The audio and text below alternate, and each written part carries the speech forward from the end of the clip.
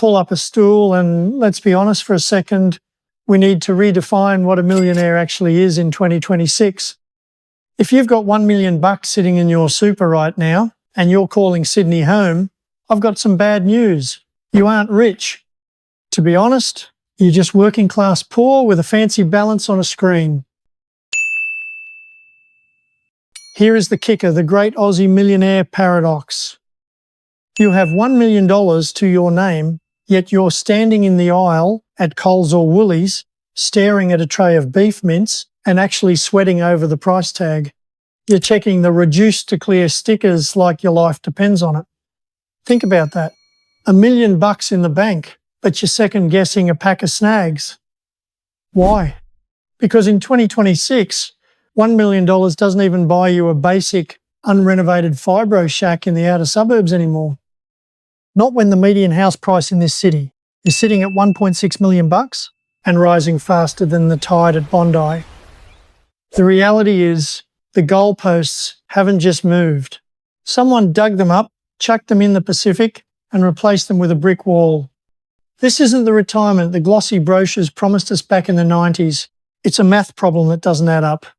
And if we don't start talking about the cold, hard numbers, a lot of Aussies are going to find out the hard way that $1 million is the new zero. So let's stop dreaming and start counting. You've probably heard some suit in a tower talking about the 4% rule. The idea is simple.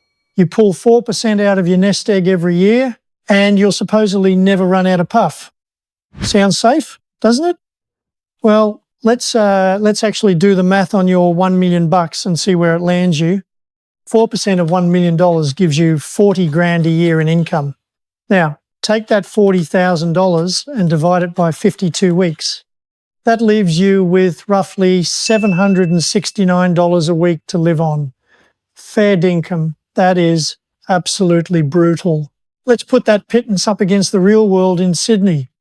Before you even think about putting a decent steak on the barbie or grabbing a six-pack, you've got to pay the piper.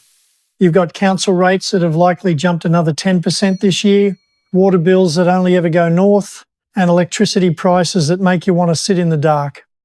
By the time you've kept the roof over your head and the lights on, half of that $769 has vanished into thin air. You're left with maybe $350 to cover your food, your car, your health, and God forbid, actually having a life. And another thing, as of right now, in mid-2026, the national minimum wage for a full-time worker is sitting well over $950 a week. Think about that. You are a millionaire and you are bringing home nearly $200 a week less than the kids stacking shelves at Woolies. The reality is, if you're leaning entirely on that $1 million super balance, you aren't living the Aussie dream. You're effectively living below the breadline in one of the most painfully expensive cities on the planet. You aren't retired, you're just surviving on scraps while the city grinds you down. Right, let's talk about the three blokes quietly picking your pocket every single day while you're busy trying to enjoy your golden years. You won't see them coming, but you'll definitely feel them in your bank balance. First cab off the rank, Strata. If you've traded the big family backyard for a Sydney high-rise apartment, you're in the crosshairs. In 2026, average strata levies in this city are sitting between 8 grand and 12 grand every single year. That is over $200 a week, just for the privilege of having a lift and a hallway. And here is the nightmare scenario. If your building gets slapped with a cladding remediation order, you could be hit with a special levy anywhere from 20 grand to 100 grand per apartment. Just like that, a tenth of your $1 million nest egg is incinerated to fix a building mistake you didn't even make. Second thief in the room, insurance. It's becoming a joke. Home insurance premiums shot up by 14% in 2025 alone. The national average is now sitting at $2,795. But let's be real, in Sydney, you're often paying double that just to make sure you don't lose everything in a storm. It's a massive chunk of change for something you hope you never have to use. Then you've got the third thief, the sneakiest of the lot, shrinkflation. You walk into Coles or Woolies and your grocery bill is higher than ever, but the packets are half the size. You're paying more for less and it's eating away at your weekly budget like a termite in a weatherboard shack. To be honest, the experts aren't helping. The Association of Superannuation Funds of Australia updated their numbers in February 2026. They reckon a couple can have a comfortable retirement on 730 grand in super, but read the fine print, mate. They assume you own your home outright and that you'll eventually pull a partial age pension from Centrelink. If you're entirely self-funded in Sydney, those numbers are a total fantasy. It's an absolute joke. $1 million used to be the dream. It meant early retirement, a nice caravan, and maybe a boat to take out on the harbour. Today, in the big smoke, $1 million barely covers the costs of a leaky unit out west and a weekly trip to the RSL for the early bird special. The standard is broken, and it's time we admitted it. So, what does this mean? It means we need to talk about the trap of being a self-funded millionaire. It's a bit of a kick in the teeth, really. Since March 2026, if you're a single homeowner, Centrelink cuts your age pension off the very second your assessable assets hit 722 grand. Because you've worked hard and saved $1 million, you get absolutely zero from the government, not a cent. But here is the real kicker. You lose the pensioner concession card. Most people think that card is just for a cheap ticket at the movies, but they're dead wrong. That little piece of plastic can be worth up to $18,409 a year in cold, hard savings. We are talking about massive discounts on your energy bills, cheaper car rego, and medications that won't break the bank. Without that card in your wallet, you are paying full retail price for every single thing. Your $1 million will drain faster than a cheap esky in a January heatwave. So, what is the survival strategy?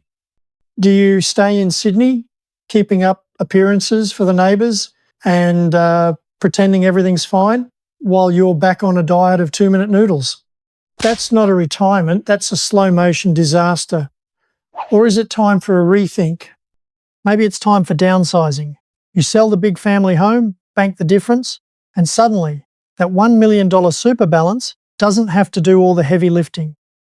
Maybe you finally pack up the 4-wheel drive and set off for the big lap. Or you pull the pin on the city entirely and move to a regional town where life is slower and your wallet stays a lot thicker.